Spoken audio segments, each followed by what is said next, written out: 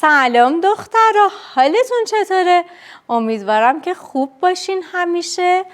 بچه ها این میکاپ عربی خوشگل رو ببینین. یه میکاپ سبز اسموکی خیلی قشنگه که میخوام بهتون امشب آموزشش رو بدم. با هم بریم که این آموزش زیبا رو ببینین. بچه ها حتما منو سابسکرایب کنین، لایک کنین و به من توی کامنت ها بگین که این میکاپ رو دوست داشتین یا نه. چه میکاپ های دیگه دوست دارین بهتون آموزش بدم؟ حتما برام بنویسین. در ابتدا از یه مداد مشکی استفاده میکنم برای داخل چشمم.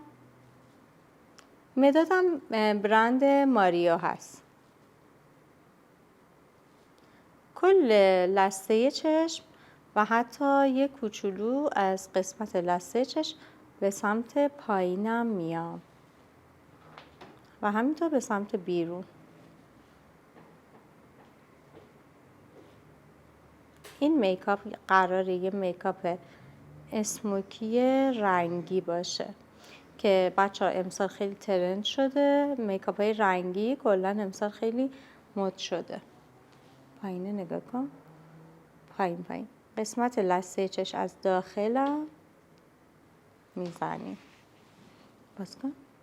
انتهای چشممو به سمت بیرون و یه شیب تقریبا 45 درجه میارم به سمت بیرون. چشمتو ببند.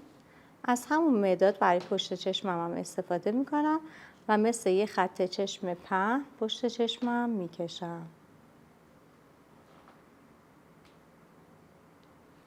حالا از یه براش سرتخت استفاده میکنم.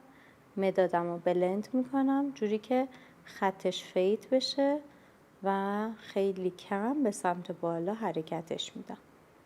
هم از قسمت بالای چشم، بالای نگاه کن، هم زیر چشم، جوری که خط مدادم خیلی مشخص نشه. ببند.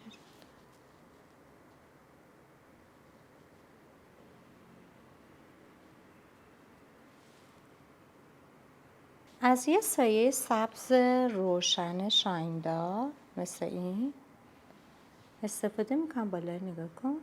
از قسمت زیر چشم و جلوی چشم همینطوری میام به سمت وسط چشم تا همین قسمت. ببند چشمتو.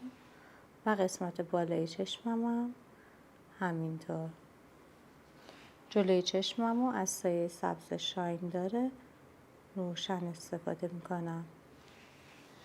حالا از سایه سبز براق تیره برای قسمت پشت مدادم، یعنی روی مدادم هم حتی میکشم و به این شکل کل پشت چشمم، یعنی زیر کریس چشممو با این رنگ تیره میکنم.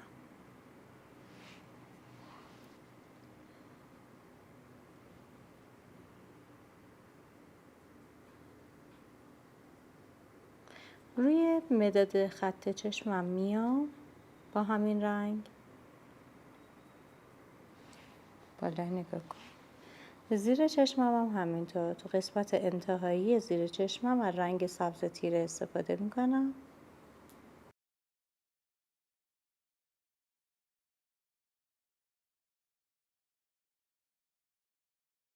برای بلند کردن این رنگ سبز تیره از یه رنگ سبز متوسط استفاده میکنم که بالای خط سبزم و سایه‌مو بلندش کنم. این فرم سایه ها هر چقدر که داخل چشم تیره تر باشه و این حالت خطش تیره باشه ولی خیلی حالت عربی نباید بگیره. براشمو تمیز میکنم. سایه‌مو تو قسمت خط بلندش میکنم. انتهای چشممو خیلی کم از اون سبز شایندار متوسط استفاده میکنم.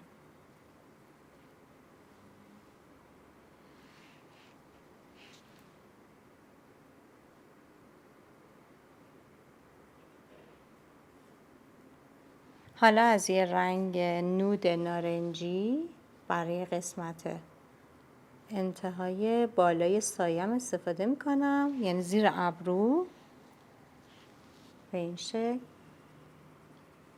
این رنگ رو اینجا میذارم.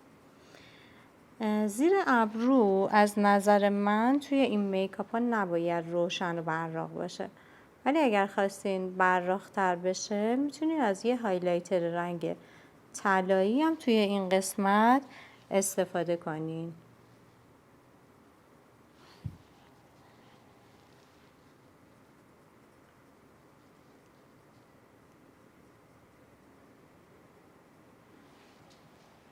قسمت زیر چشممون هم همینطور بالا نگاه کن.